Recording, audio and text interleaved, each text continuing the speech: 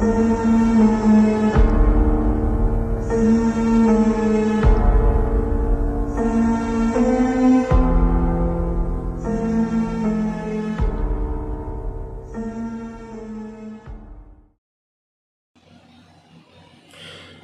pessoal, tudo bom com vocês? Me chamo Anderson Teixeira, estamos aqui em mais um vídeo. Primeiro vídeo do nosso grupo Coloque um Quadrante. Hoje eu quero falar de forma bem rápida e sucinta das minhas influências, ou seja, quem são os autores que fundamentam a filosofia quadrante. De modo bem resumido, provavelmente vocês já ouviram alguma coisa sobre a filosofia quadrante, mas resumindo, a filosofia quadrante ela vai partir de um pressuposto elementar, ou seja, existem 4 fundamentos últimos.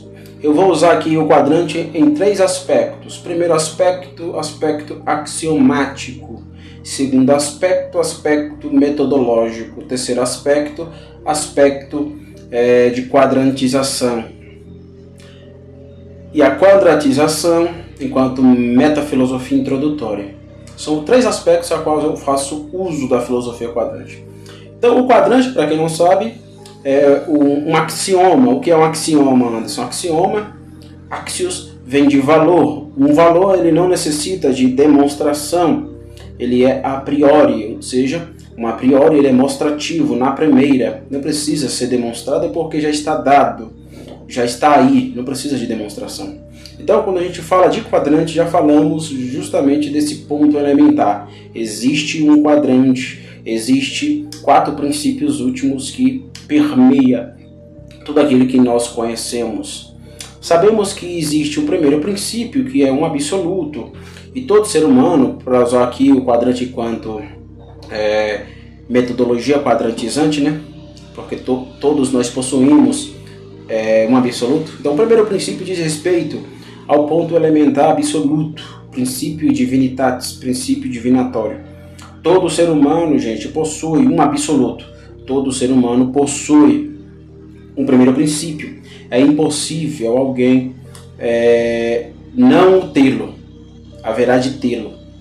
Haverá de ter. Então, o primeiro princípio diz respeito ao absoluto. O segundo princípio é o eu mesmo. O terceiro princípio é a realidade externa, a resistência, como diria os tomistas. E o quarto princípio é uma metasociologia, que é o outro. Tem um autor chamado Martin Buber que ele vai usar a dimensão eu-tu. Na verdade, não é só eu-tu, não é.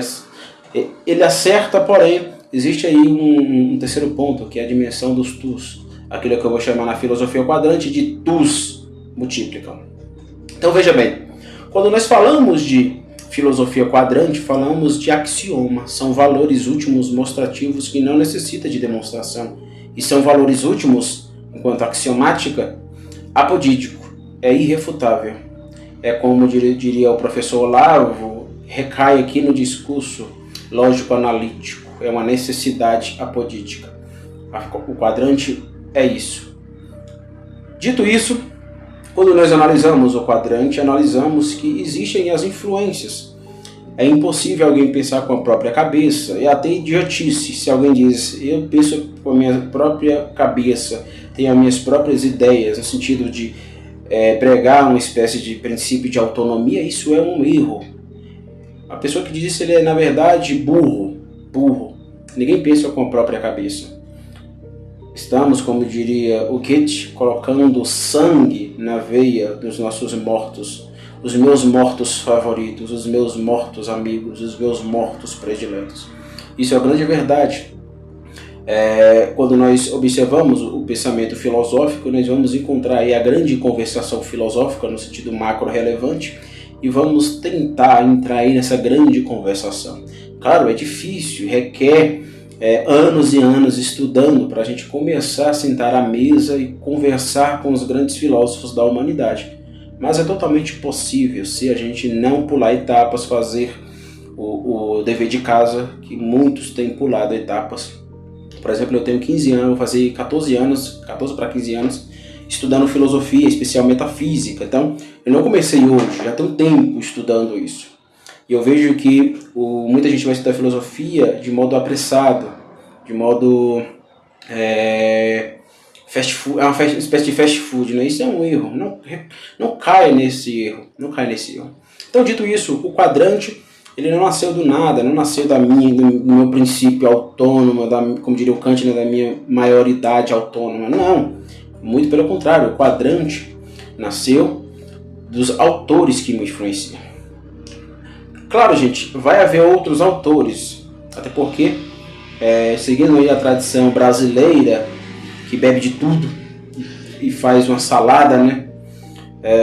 Nós somos livres, como disse, né, o próprio professor Olavo de Carvalho. Nós, enquanto brasileiros, temos essa liberdade de beber de tudo e misturar tudo.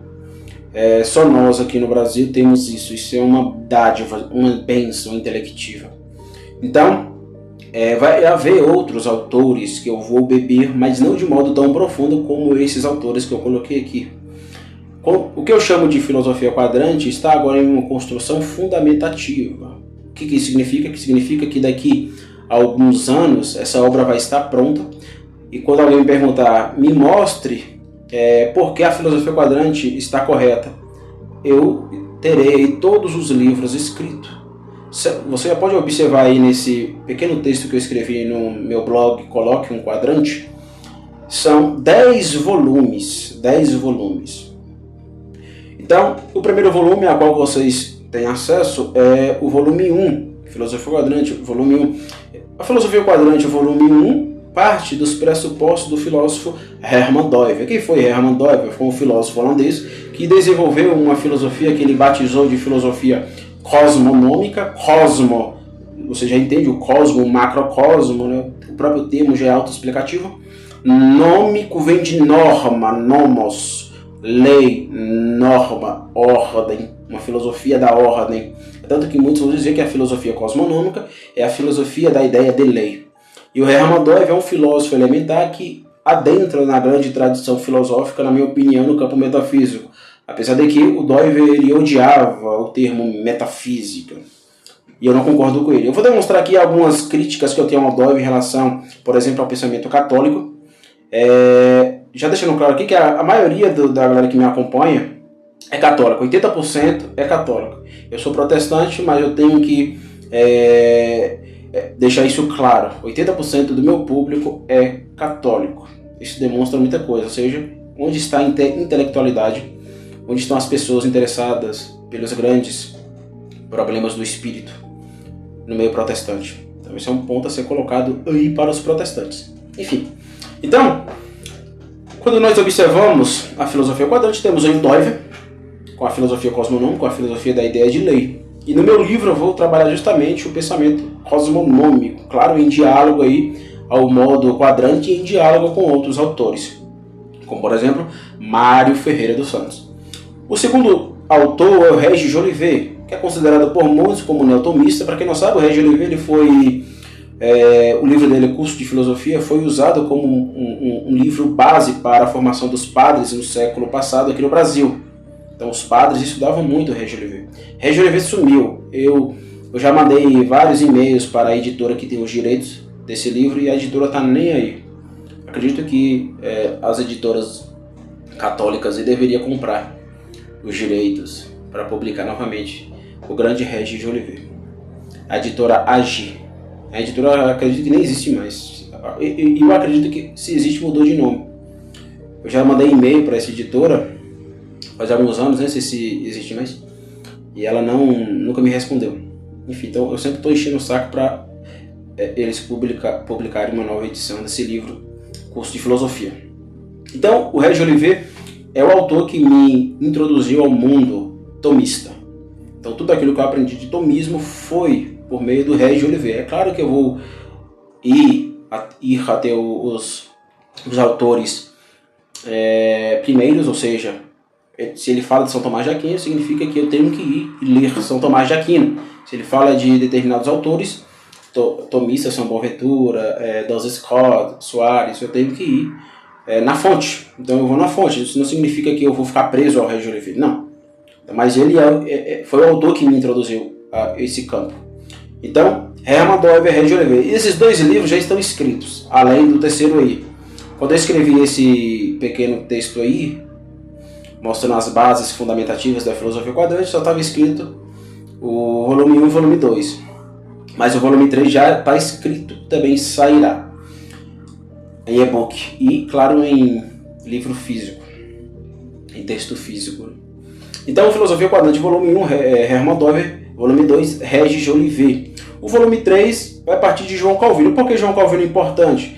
Porque João Calvino me deu a base para desenvolver a Filosofia Quadrante. Lá nas Institutas da Religião Cristã, ele diz o seguinte, que é natural do cristão conhecer a Deus e a si mesmo. Foi a partir daí, claro, lendo o Aristóteles no primeiro livro da Metafísica, a partir daí surgiu a ideia do quadrante, que a época que eu desenvolvi, eu batizei de quarteto epistemológico. Isso é bem interessante, bem interessante. Eu escrevi no blog Teologia e Compromisso e eu a tinha batizado de quarteto epistemológico. Aí eu desenvolvi a ideia do quadrante, batizei-a de Filosofia Quadrante. O quarto volume que eu vou escrever ano que vem, vou começar a escrever ano que vem, vai ser a partir de Agostinho de Hipona, em especial o livro Confissões e o livro que ele escreveu sobre a Trindade. São dois livros importantíssimos. Tem outros também, mas esses dois são elementares. Confissões e da Trindade. Por quê? Porque a filosofia quadrante é uma filosofia trinitariana. A ontologia da filosofia quadrante, eu estou agora produzindo vídeos no YouTube, no curso básico de filosofia, eu vou falar sobre isso. Que a metafísica ontológica da filosofia quadrante, ela é trinitariana, seguindo aí a tradição católica, não tomista, não ia falar tomista, né? A tradição católica agostiniana do São Boaventura, ok? Então, temos aí esses 4 autores. E para terminar, temos o Edmund Husserl com a Fenomenologia. Então, a Fenomenologia é muito importante, eu vou escrever também um livro a partir da Fenomenologia do Husserl.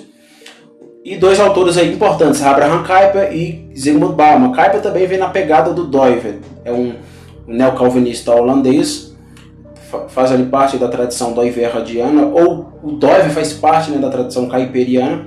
O Abraham Kuyper, ele tem uma pegada mais metasociológica, por isso que eu coloquei em diálogo com o Bauman, outro autor. Para quem não sabe, eu sou formado em Sociologia, e o Bauman me influenciou. Claro, o Bauman ele tem uma pegada antimetafísica, antitranscendente, por causa das influências marxistas e neomarxistas, né? Porém, depois da década de 90, ele foi impactado, influenciado pela metodologia sociológica, da sociologia da compreensão do Max Weber, e isso deu um aporte mais científico à sociologia baumaniana, quando ele vai desenvolver lá a ideia de modernidade líquida, modernidade ambivalente, né? Enfim, então, esse Bauman pós-década de 90 é o Bauman que mais impacta. Bauman, se a gente fosse colocar aí em termos políticos, ele é um social-democrata ali depois da década de 90. Social-democrata. Claro, ele continua mantendo diálogo com o marxismo, com o neomarxismo, mas, como diria o apóstolo Paulo, analisar tudo e retém o que é bom. Então, eu não concordo aí com o historicismo do materialismo histórico dialético. É uma porca dialética, o marxismo é porco. Reduz o homem, deixa o homem enclausurado, prende metafisicamente o homem, como faz toda a modernidade, como faz Kant, Hegel, como faz toda a história da filosofia moderna. Porém, analisar tudo e retém o que é bom, peneire e tudo, né? O volume 7 vai ser sobre Aristóteles, aí eu vou demonstrar as bases de fato da filosofia quadrante a partir do pensamento aristotélico, em especial o livro Metafísica. Eu vou fazer um diálogo profundo com o livro Metafísica. Claro, vai ser bem intuitivo, possa ser que surjam novas ideias a partir desses diálogos. É o que está acontecendo. Quando eu dialoguei com o Regis Jolivet, ideias surgiram. Quando eu dialoguei com o Doiver, ideias surgiram.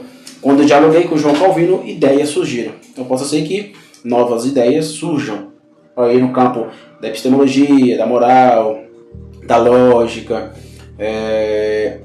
da linguagem. Pode ser que surja. Eu estou totalmente aberto a isso. Mas eu vou demonstrando nas bases fundamentativas que esses filósofos, esses autores têm sobre a filosofia quadrante. E por fim, 2 autores elementar, que será Na verdade, gente, eu tinha colocado aí volume 8 e volume 9. Vai ser o último volume, porque eu vou escrever um volume à parte em relação ao Barth e ao Leonardo Ravenhill. Karl Barth, para quem não sabe, foi um teólogo protestante. Leonardo Ravenhill foi um pastor E eu considero o Leonardo Ravenhill como um místico protestante. Então, dois autores importantes na espiritualidade mística da filosofia quadrante. Vocês vão ver como isso será importante. E será o volume, terceiro volume. Ou melhor, terceiro volume não, perdão. Terceiro volume João Calvino será o penúltimo volume. O último volume será sobre o Mário Ferreira dos Santos. E o último volume, o último e penúltimo, né? Antepenúltimo, último e antepenúltimo, penúltimo e último. Então será aí sobre Mário Ferreira dos Santos, Olavo de Carvalho, Calbart e Leonardo Ravenhill. Então, o Mário Ferreira dos Santos é elementar na filosofia quadrante.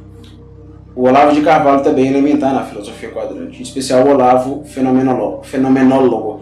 O Olavo fenomenólogo metafísico. É o Olavo que mais me influencia.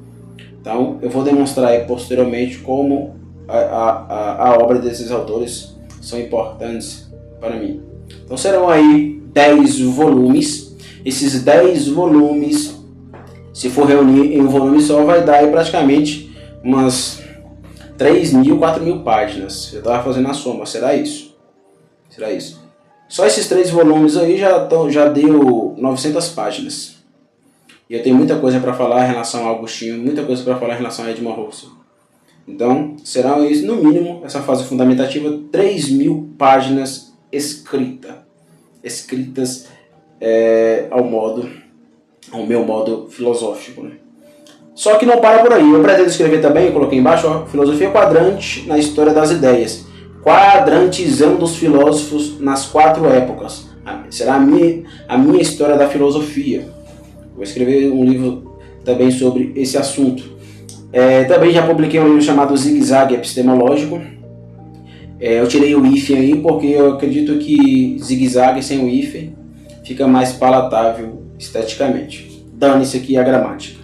Pelo menos aqui, nesse ponto. Filosofia quadrante, um breve prelúdio metafilosófico, está escrito também. É uma pequena introdução aí do que é a filosofia quadrante. E tem 3 livros importantíssimos para a filosofia quadrante, que é uma trilogia, a Teoria do Acatamento. Eu escrevi esse livro quando eu fazia parte de um grupo muito bom no WhatsApp, que acabou, onde eu fiz bons amigos nesse grupo. Então foi o melhor grupo de WhatsApp que eu já participei na minha vida. Você pode observar aí vários áudios que eu tenho aí no meu canal, foram feitos nesse grupo. Foi um grupo muito, muito bom. Espero que o Coloque um Quadrante seja dessa forma também. E esse livro surgiu justamente nessa época, a teoria do acatamento, a ideia do Morfé-Rilé. Morfé vem primeiro sobre Rilé a partir do momento que eu, de modo fenomenológico, ao ir até a realidade, acatamento, o mundo da coisa onticizada aí, o ente, enquanto forma na primeira. Se eu posso explicar posteriormente, eu vou também publicar esse livro. Um livro importante que eu vou escrever provavelmente ano que vem serão os 12 vetores eidéticos. A metafísica cosmovisionária fenomenológica da filosofia quadrante, onde eu vou demonstrar o que são esses 12 vetores eidéticos. E agora estou escrevendo nesse exato momento Quinariologia, um tratado de Quinariologia. Esse livro, gente, ele é muito importante porque eu vou dialogar com 3 autores. O próprio Hermann Dove, que está aí, o próprio Mário Ferreira dos Santos, que está aí, e o próprio Olavo de Carvalho, em especial o Olavo, com a teoria das 12 camadas, onde eu vou trabalhar o Olavo enquanto metafísico, pegando ali a teoria das 12 camadas e dando um aporte metafísico para essa teoria. Então, acredito que eu sou o primeiro a estar fazendo isso. A maioria da galera que, pelo menos que eu pesquisei, a maioria tende a analisar as 12 camadas no campo psicológico, e eu acredito que isso é muito reducionista. O Olavo é um filósofo e deve ser tratado como tal. E eu trato como tal ao dizer que as 12 camadas são leis metafísicas no sujeito. Se existe leis extensa, ou seja, em extensidade aí fora, na coisa, deve existir leis também no eu outro. Leis antropológicas, leis metafísicas, leis eternas no sujeito. E as 12 camadas são leis antropológicas, eu uso esse termo filosófico, onto-antropológicas. Então eu vou dialogar em especial, de modo principal, é tanto que a capa do livro é a foto do Olavo, com o Olavo na teoria das 12 camadas e, claro, com outras ideias dele, né, que vai acabar sendo importantes aí para desenvolver ainda mais essa teoria no campo metafísico. Mas também o Hermann Doivel e o Mário Ferreira dos Santos vai aparecer nesse livro. Estou escrevendo nesse exato momento e irá futuramente sair. Claro, vocês terão desconto. Quem comprar os livros agora, quando esses livros saírem no futuro, terão desconto. Eu também pretendo fazer cursos sobre esses livros ou sobre algum autor aqui que eu acho importante. Então, tem muita coisa ainda para sair, muita. Então, você não está perdendo nada, vai se enriquecer ainda mais aí com esse grupo, com esses livros, ok? Então é isso, gente. Valeu, muito obrigado. Até a próxima.